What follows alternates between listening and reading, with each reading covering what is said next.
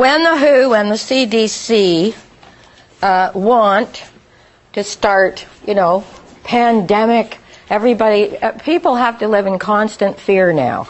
Terrorism, pandemics, God, I don't know what next we're going to have to worry about. The WHO has the ability to say, they can pick any virus and say it's a pandemic because they changed the rules about pandemics. Pandemics no longer need to be killing off thousands. All they need to say it's a pandemic is that it's a lot of infections. They don't care if you get over it or you don't. As long as it's a lot of infections, they can do this. You've got it on page 11 there. They changed the criteria. So instead of being widespread death, it only has to be widespread infections. Then, this is what happens.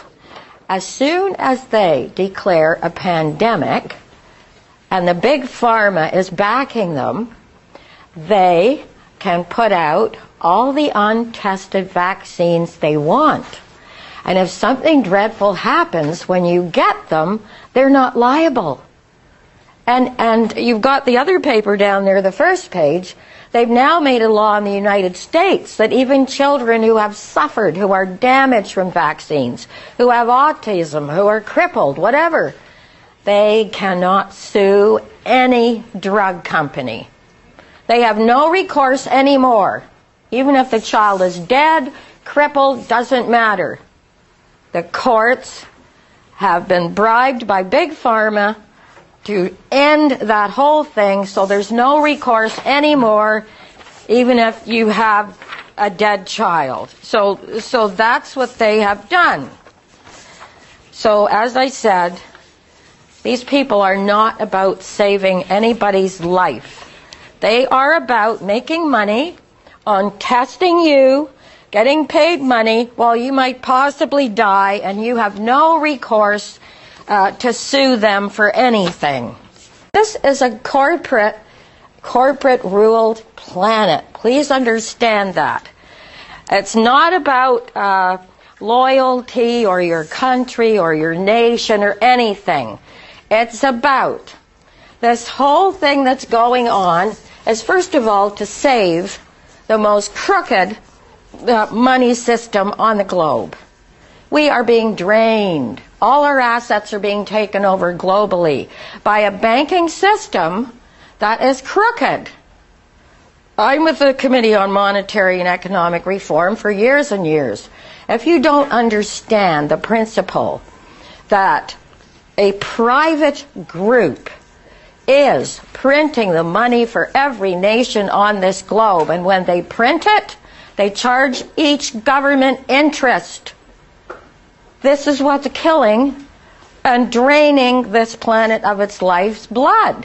Now, after the huge fiasco, where one congressman said, let it fail. Let's go back to each government producing its own money, printing its money free of interest. Lincoln did it. And all kinds of presidents, of course, I told you, were assassinated because they wanted to put the money back in the public hands with no interest on it. And they're trying to save, this is all going on trying to save that crooked system. It depends on wars. It has to depopulate because the system itself cannot support a normal population on the earth. So they have to blame the population, say it's their fault, there's too many. I could put the whole, well, not myself, but the whole population on this earth now would fit onto Rhode Island.